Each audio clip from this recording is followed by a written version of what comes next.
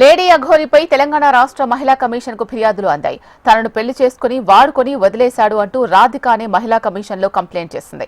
మరోవైపు వర్షిణిని నమ్మించి అఘోరి పెళ్లి చేసుకుందని ఆమె తండ్రి, సోదరుడు మహిళా కమిషన్ కు ఫిర్యాదు చేశారు. తనలా చాలా మంది బాధితులు ఉన్నారని కమిషన్ కు చెప్పినట్లు రాధిక తెలిపింది.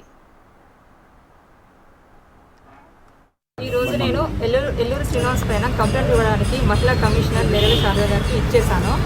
అన్ని ఆధారాలతోటి నేను అది సబ్మిట్ చేయడం జరిగింది. నేను త్రూ పోలీస్ స్టేషన్ ద్వారా, త్రూ కోర్టు ద్వారా నేను లీగల్గా వెళ్తున్నాను.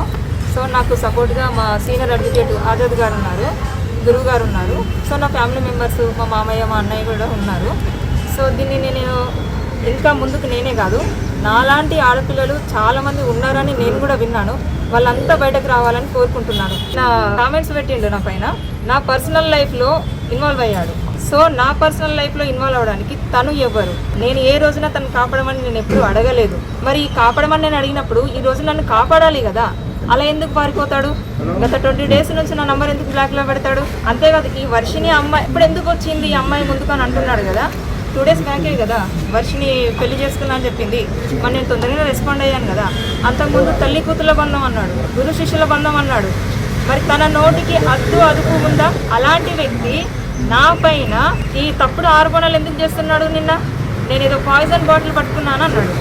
నేను పట్టుకొని నేను ఏదో వీడియో కాల్ చేసి నేను బెదిరించానని అన్నాడు. పాయిజన్ బాటిల్ తాగి నేను బెదిరించానని అంటున్నాను కదా.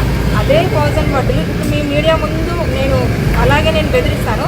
అందరినీ వదిలేసి, వర్షిని కాదు ఇంకా ఏ దర్శిని ఉన్నా వదిలేసి వచ్చి నాతోటి ఉంటాడు మరి అట్లా వస్తే తను నిజం. జనవరి 1, 2025 ఇక లేనన్నాడు. లేకపోతే తను బర్త్డే సెలబ్రేషన్ ఎలా చేసుకుంటాడు వాళ్ళ ఫ్యామిలీ తోటి చెప్పండి? అతని కేక్ కటింగ్ అవన్నీ ఉన్నాయి. అతను ఎలా బర్త్డే చేసుకుంటాడు? మధ్యప్రదేశ్లో ఉన్నాడు. ఎట్లా అన్నాడు? ప్రూఫ్ చూపెట్టమని చెప్పండి. నా దగ్గర ప్రూఫ్స్ ఉన్నాయి, అన్నీ నేను సబ్మిట్ చేశాను. నేను ఇక్కడ కంప్లైంట్ ఇచ్చాను. రేపు నేను పోలీస్ స్టేషన్, కోర్టు ద్వారా కూడా నేను వెళ్ళి చూపిస్తాను. పెళ్ళి అయింది, అవన్నీ ప్రూఫ్స్ తన దగ్గరనే ఉన్నాయి.